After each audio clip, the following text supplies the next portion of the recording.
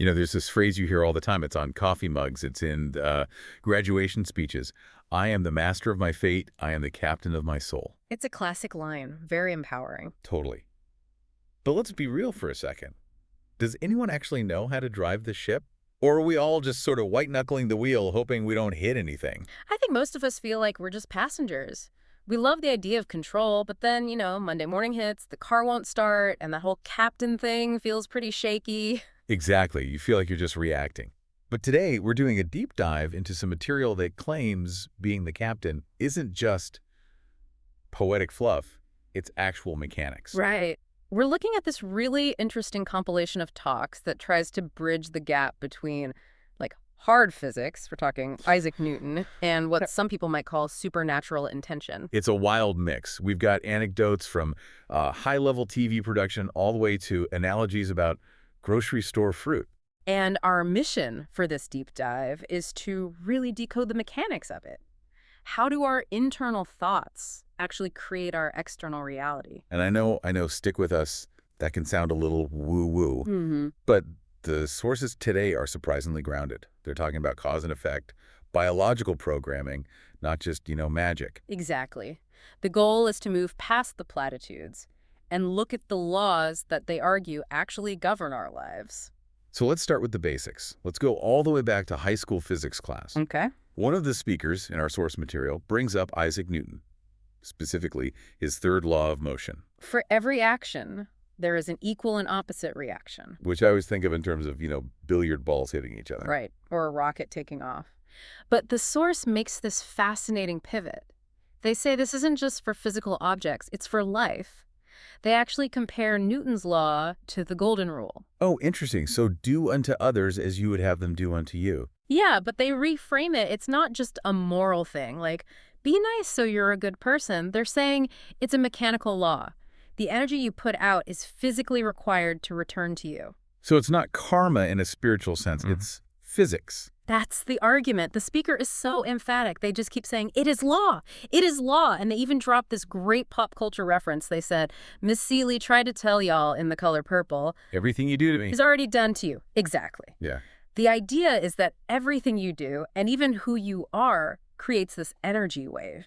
And that wave, well, it has to come back. Okay, but here's where I get a little stuck. I know people who do nice things, but they're kind of miserable. They don't seem to be getting that good reaction back. So is the law broken?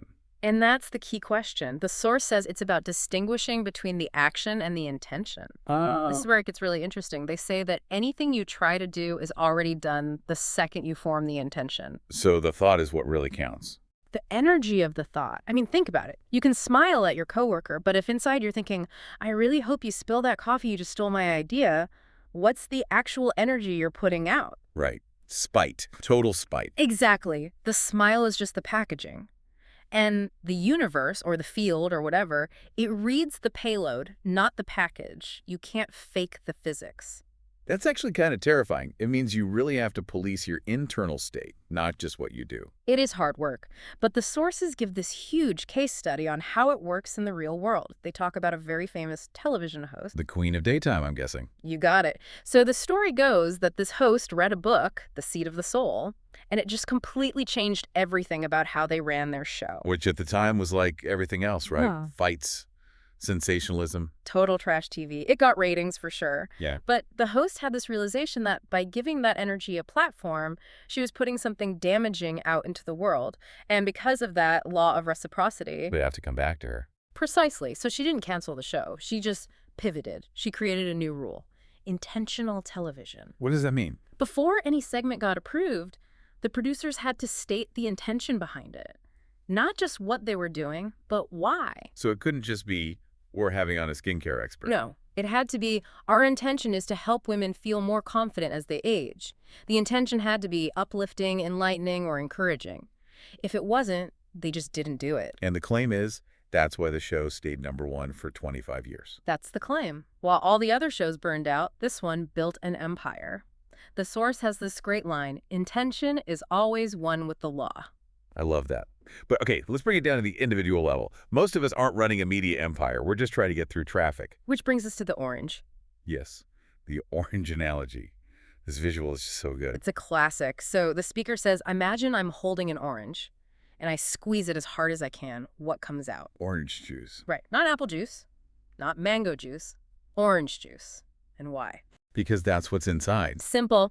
But here's the twist. The speaker says it doesn't matter who squeezes it.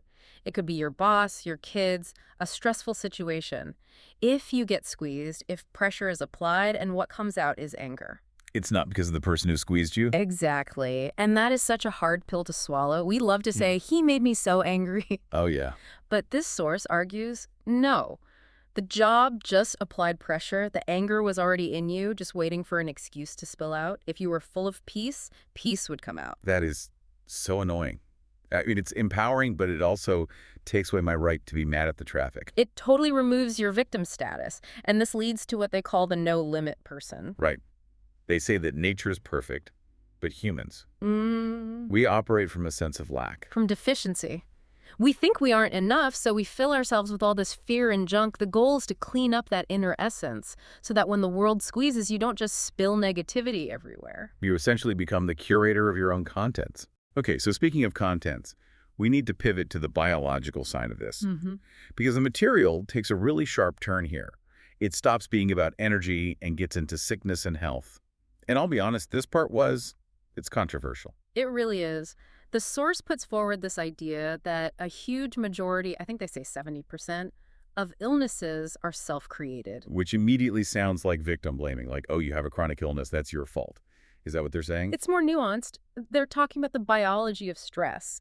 They argue that every time you get angry, you're pumping your body full of cortisol and adrenaline. And that shuts down your immune system. We know that. Exactly. So if you live in that state, if you're chronically angry or afraid, you are physically degrading your body's ability to repair itself. Over time, that emotional state can manifest as a physical disease. Okay, that part makes scientific sense. But then they go a step further and talk about how we learned to be sick. The behavioral conditioning. They trace it all the way back to childhood. Think about it. When you're a kid and you get sick, what happens? You get to stay home, you get soup, mom and dad stop bugging you about homework. It's actually kind of nice. Right. So your brain makes a connection. Sickness equals love.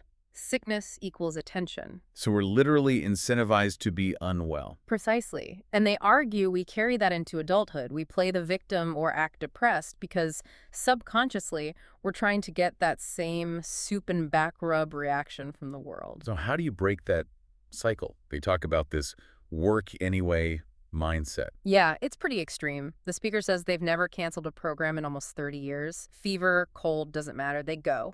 The logic is to break that reward cycle. You teach your body that getting sick doesn't get you off the hook. But the parenting advice, that one was tough for me. They said, don't incentivize sickness in your kids. Yeah. Like, observe them from a distance. That sounds so cold. I think we have to read the nuance. They're not saying don't give your kid medicine. They're saying don't make sickness the highlight of their week. Okay, so don't make it more fun to be sick than to be well. Exactly. The advice is to give your best attention, your warmest cuddles, when they're joyful and healthy. You want to wire their brain to seek joy, not sickness, to get that dopamine hit. It pays to be joyful. It doesn't pay to be sick. Man. From a behavioral standpoint, it makes sense. But it's tough. It is. But this leads perfectly into the neuroscience part, because what we're really talking about is breaking an addiction to our own internal chemistry. This is the victim versus creator idea. Living by a memory of the past versus a vision of the future. And they argue most people are living in the past physiologically. Your body is basically a recording of everything that's ever happened to you. Yeah, they call the body an animal that craves a certain chemical state. That was so helpful for me. Like, if you're used to being angry in traffic at 8 a.m., your body literally expects that hit of cortisol. It's on a schedule. It's a habit. So if you decide, I'm going to be peaceful today, and you sit down to meditate, your body just freaks out. It's like an addict in withdrawal. It starts sending signals to your brain. Hey, why aren't we angry yet? We need our fix. And that's when your mind starts racing. Oh, my nose itches. I'm hungry. This is stupid. It's the body trying to pull you back to the familiar. So the practice is shockingly simple, but so hard. They compare meditation to training a dog. Sit, stay. That's it. When your mind drifts, you just pull it back. You tell the body, nope, I'm in charge now. Okay, can you unpack this phrase they use? It sounded very sci-fi. Moving from particle to wave. What does that mean?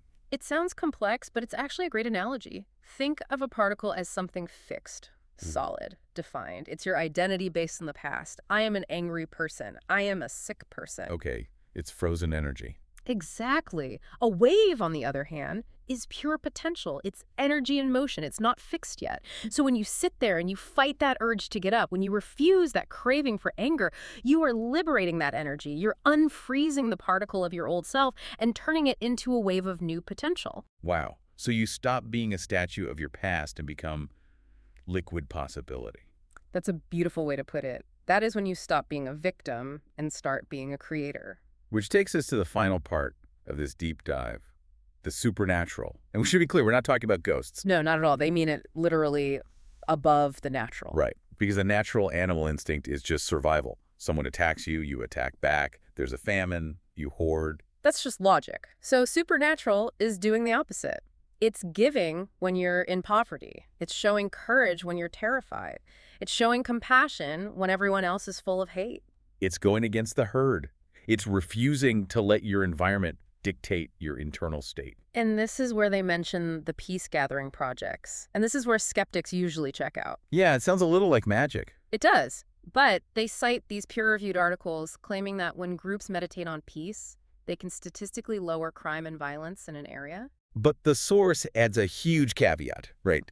You can't just sit in a room, think peace, and then go out and get into a road rage incident. That's the key. You have to demonstrate it. You have to be peace in the face of chaos. You have to be the thing you want to see. That's what makes a person supernatural. You're no longer a thermometer just reading the temperature of the room. You're the thermostat, changing it. You're the thermostat. I love that. It ties it all together, from Newton's laws to biology to spiritual discipline. It's a cohesive picture. If Yeah. you don't like the reaction you're getting from the world, you have to look at the action you're initiating. And that action, it almost always starts with a thought. You are the sum total of your choices.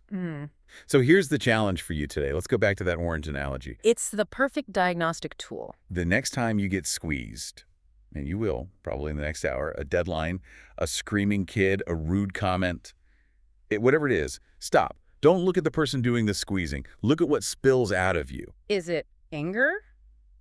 Is it fear? Insecurity? And don't judge it. Just notice it. And then ask yourself the really hard question. Why was that emotion waiting inside me? Why wasn't it patience? Why wasn't it humor? Because if you want to be the captain of your soul, your only real job is to change what's inside the orange. A tough assignment, but a necessary one. Thanks for diving deep with us. Stay curious. We'll see you next time on The Deep Dive.